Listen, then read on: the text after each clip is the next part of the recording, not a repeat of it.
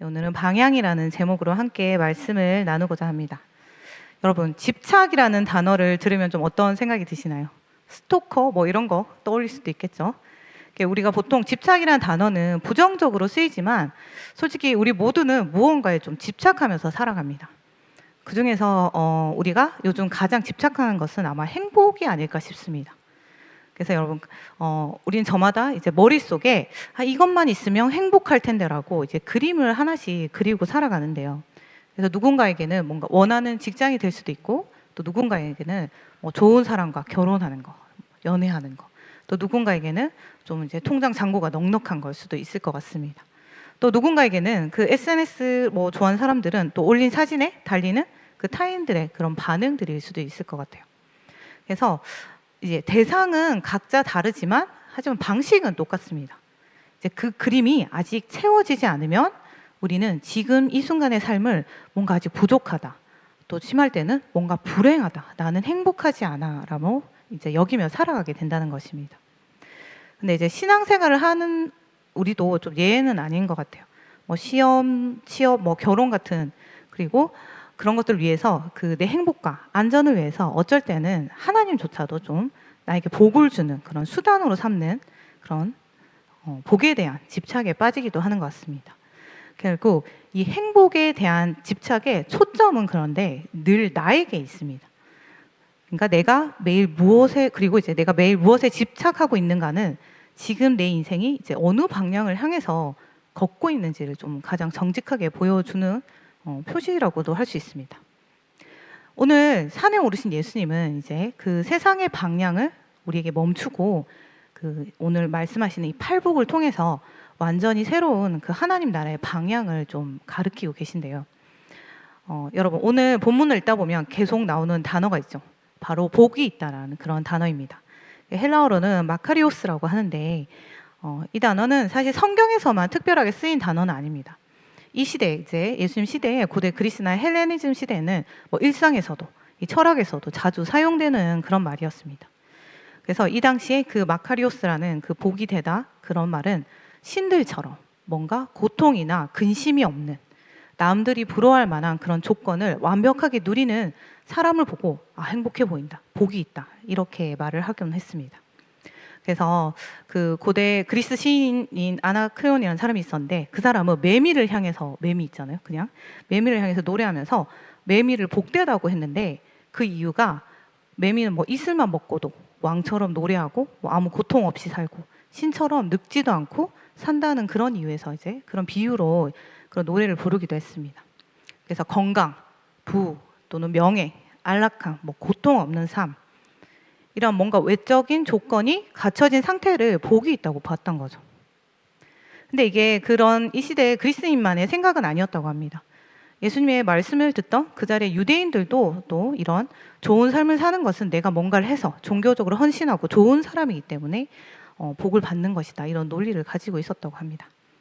그렇기 때문에 이제 이 세상에서 말한 거는 언제나 우리에게 무언가를 가져야 좀 행복하다, 이런 메시지를 주곤 합니다. 그리고 그 중심에는 늘 내가 있는 거죠, 나. 그런데 그 하버드 대학교에서 이제 1938년부터 지금 한 80년 넘게 사람들의 인생을 추적하면서 좀 가장 인류 역사상 가장 오랫동안 행복을 연구한 이제 그 연구가 있습니다. 책으로도 나왔었는데 처음에는 뭐 재산이나 학벌, 뭐 커리어가 행복을 결정할 거라고 이제 예상을 했지만 이 80년 끝에 나온 결론은 전혀 달랐습니다. 인간의 행복을 가장 강하게 결정짓는 것은 소유나 성취가 아니라 좋은 인간관계였다는 것입니다. 그런데 생각해보면 좀 흥미롭죠. 세상이 그렇게 오랫동안 그렇게 많은 자원을 들여서 얻은 결론이 많이 가지면 행복하다, 이런 신념인데 그것을 뒤집은 거죠. 그렇다면 관계가 행복의 핵심이라면 여러분은 나를 지으신 분과의 관계는 어떻습니까? 이 모든 관계의 뿌리가 되는 하나님과의 관계가 바로 잡힐 때 비로소 모든 다른 관계도, 그리고 다른 모든 삶의 영역도 이 제자리를 찾지 않을까요? 그래서 바로 이 지점에서 이제 예수님은 이에 대한 답을 주시기 위해서 입을 여십니다. 예수님이 이제 그 몰려던 무리를 보시고 산으로 올라가 앉으셨어요. 그리고 제자들이 가까이 다가오자 예수님이 입을 열어서 가르치기 시작합니다. 오늘 말씀은 되게 우리가 많이 들은 유명한 팔복이라고 말하는 그런 이 설교였죠, 예수님의. 그리고 그 예수님의 입에서 나온 첫 마디가 이제 심령이 가난한 자는 복이 있나니 천국이 그들의 것이미오라고 이야기합니다. 그리고 나서 이제 계속 이어서 진짜 복 있는 사람은 누구인지 계속 말씀을 하십니다. 가난한 사람, 뭐 슬퍼서 우는 사람, 힘을 쓰지 않는 뭐 온유한 사람, 또는 세상에서 미움받고 박해받는 사람, 이런 사람들을 막 나열합니다. 근데 예수님이 말하시는 이 복 있는 사람은 세상의 눈에서 보면 하나같이 어떻게 보면 불행해 보이는 사람인 거죠. 그래서 이 오늘 하는 말씀은 힘들어도 조금만 참으면 뭐 나중에 복을 받는다는 이런 그런 위로의 말이 아닙니다. 예수님은 지금 진짜 복이 무엇인가에 대해서 이 세상의 기준을 이제 완전히 새로 쓰고 계신 거죠. 뒤집고 있는 거죠. 그래서 여러분 문장에 쓰인 이 동상들을 좀 자세히 보면 좀 더 분명해지는 것 같습니다. 이제 세상에서는 우리에게 이렇게 이야기하죠. 네 손으로 쟁취해야 돼, 행복을. 소유해야 돼. 막 움켜져야 돼. 이렇게 이야기합니다. 그래서 전부 내가 좀 힘써서 해내야 하는 그런 말들을 표현해 주는 거죠. 그런데 이 팔복의 뒷부분을 보면 좀 표현들이 이렇게 나오죠.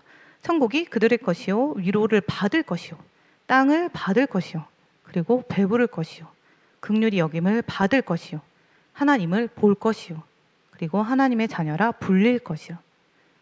그러니까 내가 내 힘으로 만들어내는 것이 아니라 이 전부 받는다는 그런 표현들이죠. 그래서 이 문장에 하나님이라는 그 주어를 뭐 직접 쓰고 있지는 않지만 실제로 우리를 위로하시고 채워주시고 이 자녀 삼아주시는 진짜 그 주인공은 바로 하나님이시라는 걸 보여주고 계신 겁니다. 그래서 세상의 복은 내가 얼마나 많이 가졌는가를 자랑하는 나 중심의 복입니다. 하지만 예수님의 복은 하나님이 나에게 무엇을 거저 주셨는가를 고백하는 그 하나님 중심의 복인 겁니다. 그래서 인생의 주어가 이제 나에서 하나님으로 바뀌는 거죠. 그리고 이 복에는 사실 까다로운 뭐 자격 조건은 없습니다. 그래서 어떤 신학자는 이렇게 이 장면을 이렇게 표현하는데 예수님은 세상 그 누구도 축복하지 않는 사람들을 찾아가서 축복하신다. 그래서 세상이 그리는 그 뭔가 축복의 그 화살표는 늘 강하고 부유하고 인기 있는 사람을 향하지만 그런 사람에게 성공했다고 박수도 보내지만 예수님이 서 계신 자리는 좀 정반대인 거죠. 무시하는 사람, 당하는 사람, 뭐 마음이 깨져서 우는 사람, 뭐 너무 착해서 손해만 보는 사람, 어떻게 보면 가난해서 좀 기댈 곳이 없는 이런 사람들을 향해 있는 것입니다. 그래서 세상이 거들떠 보지도 않는 그 그늘진 자리에 예수님은 서 계신 겁니다. 그래서 세상이 저 사람은 끝났다고 이제 손가락 할지라도 예수님 앞에서는 누구나 그 하나님의 그런 위로와 또 따뜻한 돌봄을 받는 존귀한 자녀가 된다는 거예요.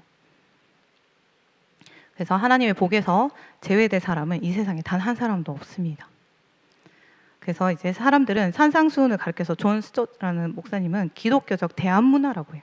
세상의 문화와 반대되는 기독교인으로서 어떻게 그 문화를 어떤 문화를 이루어 나가야 될지라고 그걸 보여주는 거라고도 말합니다. 그래서 세상이 더 많은 성공과 소유, 안정만을 쫓아 달려갈 때 하나님 나라의 백성은 완전히 다른 가치를 품고 살아간다는 겁니다. 그래서 이것은 세상 기준에 우리가 적당히 크리스천으로서 적당히 타협하면서 뭐 조금 착하게 살아가는 그런 정도가 아니라 이 삶을 바라보는 이 세계관 자체가 완전히 뒤바뀌는 그런 은혜의 시작이라는 것입니다. 그런데 이제 팔복을 말씀을 보다 보면 이제 읽다 보면 이런 생각이 들 수도 있어요. 그럼 나도 억지로 가난해지고 슬퍼해야 복을 받는 것인가? 왜냐하면 뭐 심령이 가난한 자, 뭐 애통하는 자가 복을 받는다고 하니까. 그러면 그리고 뭐 이 8가지를 다 채워야 천국에 들어가는 것인가? 근데 이렇게 생각한다면 이제 팔복을 좀 완전히 반대로 이해하고 있는 것입니다. 왜냐하면 그 성경 원어를 보면 이제 그 팔복의 모든 문장은 뭐뭐한 사람은 복이 있다는 말로 시작하죠. 이거는 너 앞으로 이렇게 살아야 해 라는 명령의 표현이 아닙니다. 이런 사람에게 이미 복이 임했다는 것을 말하는 거죠. 그래서 억지로 이렇게 행동하라는 그런 숙제 같은 것이 아니라 이 하나님의 은혜를 입은 사람은 이미 이런 사람이라는 거예요. 그래서 그 모습을 있는 그대로 보여주시는 겁니다. 그래서 이제 한 신학자는 이렇게 말을 해요. 이제 팔복이 잘못하면 우리가 악착같이 이뤄내야 할 목표나 복을 받기 위한 뭔가 합격 그 조건으로 변질될 수도 있다고 합니다. 그래서 그렇지 않다는 거.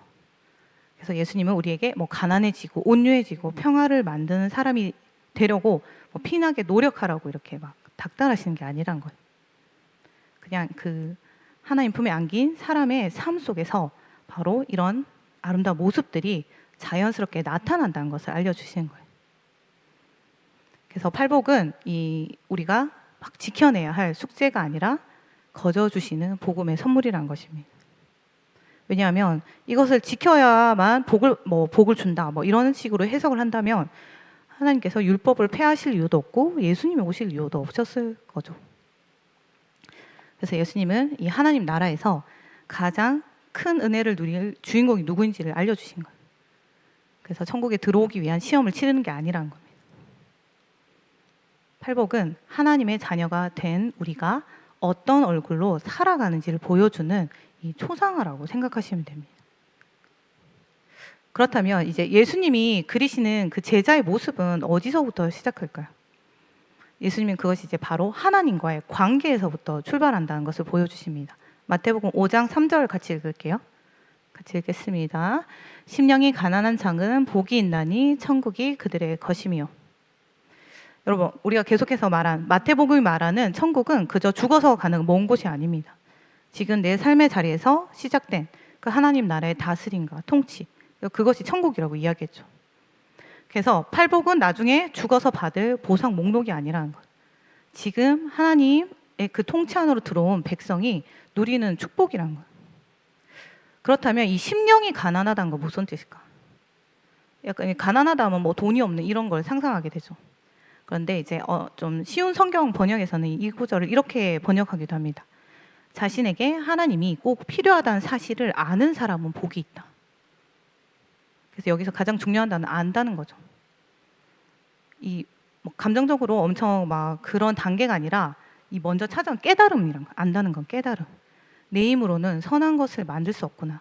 나는 하나님 없이는 살 수 없구나. 하나님의 다스림 없이는 정말 아무것도 아니구나를 깨닫는 것입니다. 그래서 잘난 척하고 괜찮은 척하던 그런 가면을 벗고 하나님 앞에 이 손을 내밀 때 이렇게 말하는 거죠. 저에게는 하나님의 다스림과 은혜가 절실히 필요하다고 인정하는 것입니다. 이것이 바로 심령에 가난하는 것. 그렇다면 왜 이 말씀이 맨 처음 나올까요? 왜냐하면 이게 모든 뒤는 그 복의 문을 여는 열쇠가 되기 때문입니다. 생각해보면 간단하죠. 만약에 난 이미 혼자로 충분해. 내 힘으로 잘 살 수 있으라고 믿는 사람에게는 뭐 애통함도 온유함도 긍휼도 화평도 결코 나올 수 없기 때문입니다. 왜냐하면 난 괜찮아라고 믿는 사람은 회개할 이유가 없습니다. 울면서. 왜냐하면 애통한다는 것은 내 안과 이 세상에 여전히 아파야 될 그 죄와 상처가 있음을 인정할 때 나오는 것이기 때문입니다. 그러면 스스로 완벽하다고 생각하면 뭐 아파할 이유가 없겠죠. 그리고 뭐 어떤 사람은 난 항상 오라라고 믿는 사람은 남을 불쌍히 여기지 못합니다. 왜냐하면 긍휼은 나도 저 사람처럼 뭐 언제든 넘어질 수 있는 약한 사람임을 알 때 나오는 마음인데 내가 늘 옳다고 믿으면 남의 실수는 그냥 한심하게만 보일 뿐인 거죠. 품어줄 수가 없습니다. 그래서 심령의 가난, 즉 하나님과 바른 관계에 서는 것이 이제 나머지 모든 복이 뭔가 싹을 틔우는 가장 큰 뿌리가 된다는 것입니다. 그리고 그 심령의 가난이라는 그 하나의 그 깊은 뿌리에서 이제 나머지 7가지 함께 그 가지가 함께 이제 풍성하게 한 그루의 나무로 자라나게 되는 것입니다. 그래서 하나님, 저는 아무 자격이 없습니다. 오직 하나님의 그 다스림과 은혜만이 필요합니다. 라고 이런 솔직한 고백과 그 항복의 자리에서 진짜 여러분의 천국이 시작되는 것입니다. 그렇다면 이 심령의 가난이란 뿌리가 이제 자라나면 밑으로 우리 삶에는 어떤 열매가 맺힐까요? 그것이 이제 이어지는 나머지 7가지 복인데 크게 좀 2가지로 생각해 볼 수 있을 것 같아요. 먼저는 내 안으로 깊어지는 것입니다. 마태복음 5장 4절에서 6절 말씀 같이 읽을게요. 같이 읽겠습니다. 애통한 자는 복이 있나니 그들이 위로를 받을 것이며 온유한 자는 복이 있나니 그들이 땅을 기업으로 받을 것이며 의에 줄이고 목마른 자는 복이 있나니 그들이 배부를 것이며. 여러분, 첫 번째는 애통입니다. 애통.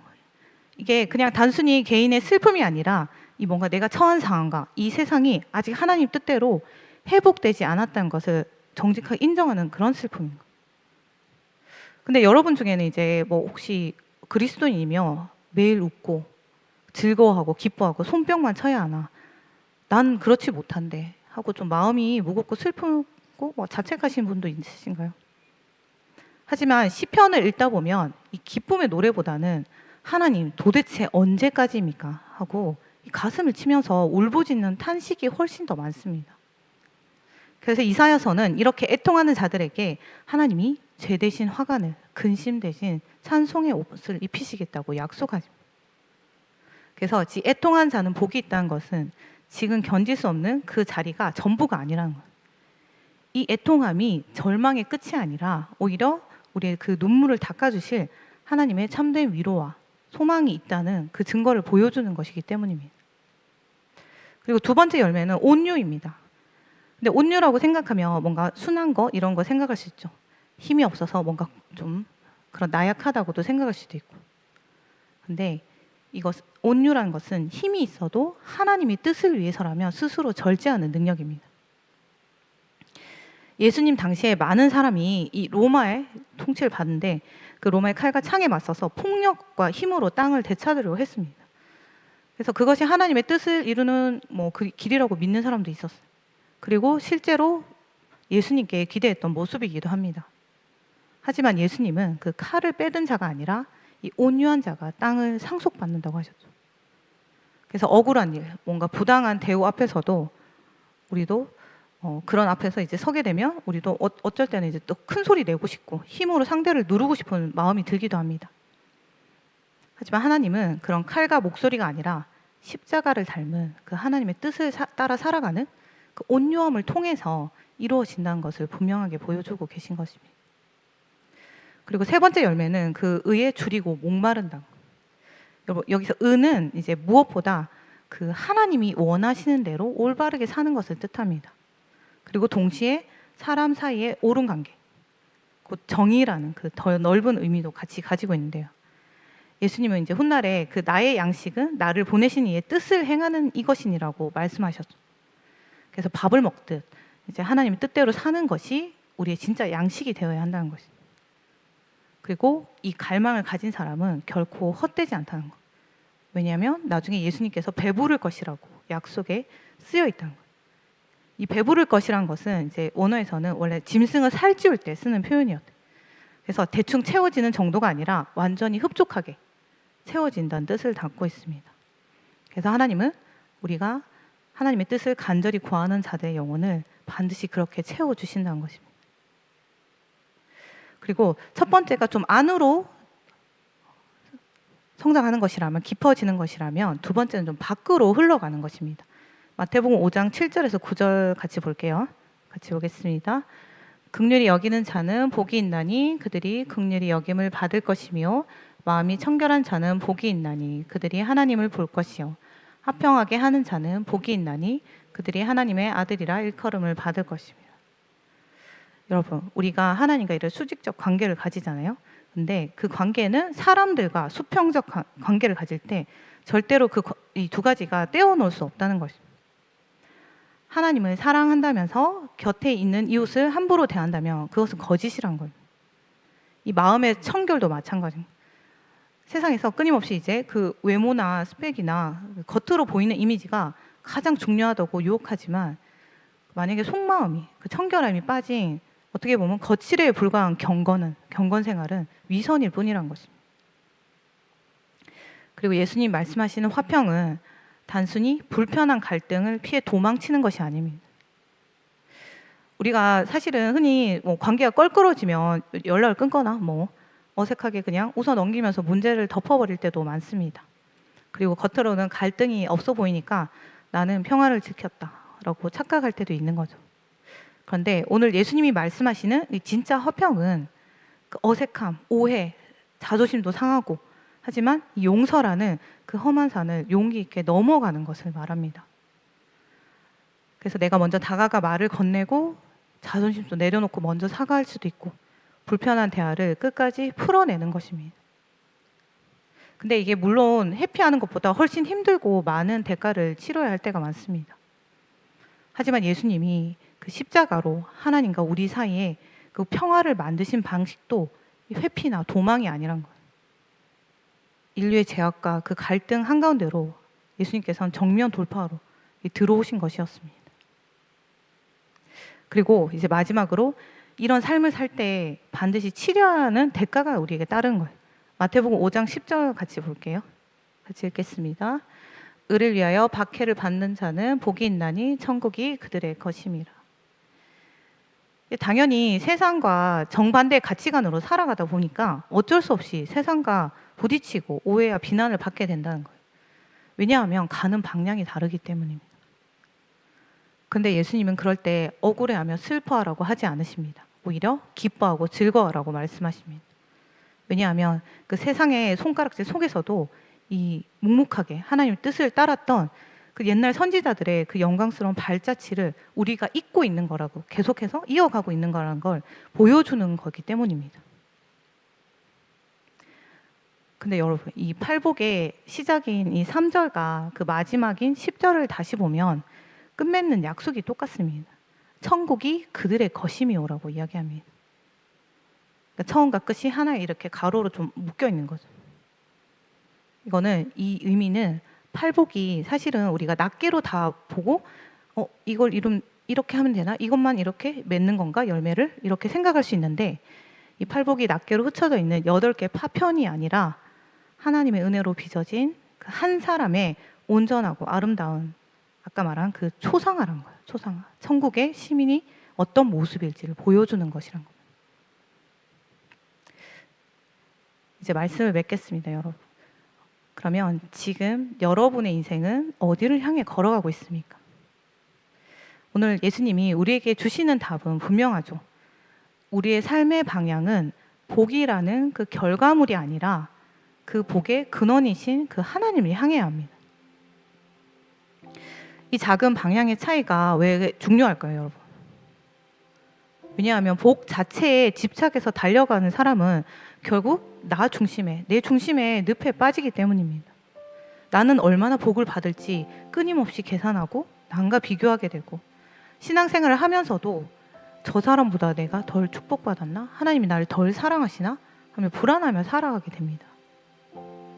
하지만 하나님을 향해 걷는 사람은 다르다는 거예요.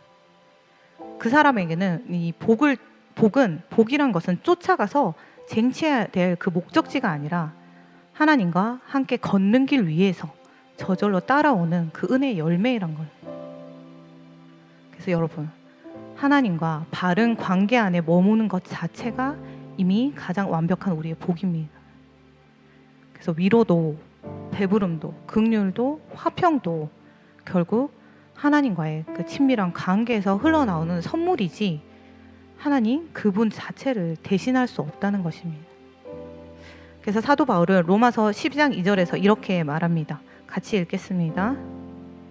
너희는 이 세대를 본받지 말고 오직 마음을 새롭게 함으로 변화를 받아 하나님의 선하시고 기뻐하시고 온전하신 뜻이 무엇인지 분별하도록 하라. 여러분, 여기서 본받다라는 것은 뉘앙스가 뭐냐면 세상이 만든 틀에 그대로 찍혀 나온다는 뜻이에요. 그래서 세상이 찍어내는 그 틀에 들어가서 나도 똑같이 외모, 성공, 인정, 소유라는 그 똑같은 틀에 맞춰 사는. 근데 그게 아니라, 그렇게 맞춰 사는 것이 아니라 이제는 마음을 새롭게 하고 생각을 새롭게 해서 이 팔복의 사람처럼 삶의 방향 자체를 하나님께 돌려놓으라는 것입니다. 근데 이건 오늘 한 번으로 끝나는 그런 결심이 아닙니다. 여러분이 매일 아침 눈을 뜨고 스마트폰을 켜기 전에, 그리고 또는 남들과 비교하면서 낙심하고 싶은 그 유혹이 찾아올 때마다 우리가 스스로에게 물어야 되는 거예요. 지금 내 마음은 어디를 향해 가고 있는가? 그리고 바로 그 자리에서 나의 시선과 발걸음을 하나님께 즉시 돌려놓는 것. 이것이 이 세대를 본받지 말라는 말씀이 우리의 평범한 삶 속에서 살아 움직이는 방식입니다. 그리고 여러분 스스로 낮아져서 가난해지셨고 우리를 위해 눈물로 애통하셨으며 온유함으로 그 십자가의 조롱과 박해를 끝까지 참아내신 분은 오늘 우리가 함께 바라본 이 팔복의 초상화는 사실 우리를 위해 모든 것을 내어주신 예수 그리스도의 얼굴입니다. 그래서 우리는 이 거룩한 성품을 내 힘으로 억지로 짜내는 것이 아니라 그 예수님을 바라보고 그분의 뒤를 따라갈 때 닮아가게 되는 것입니다. 그러니까 이번 한 주도 말씀과 기도 안에서 그 예수 그리스도의 모습을 발견하고 그리고 세상의 틀을 깨고 우리를 사랑하시는 그 하나님의 다스림 안으로 다시 걸어 들어가는 그런 복된 제자의 삶이 되시기를 예수님의 이름으로 축원합니다.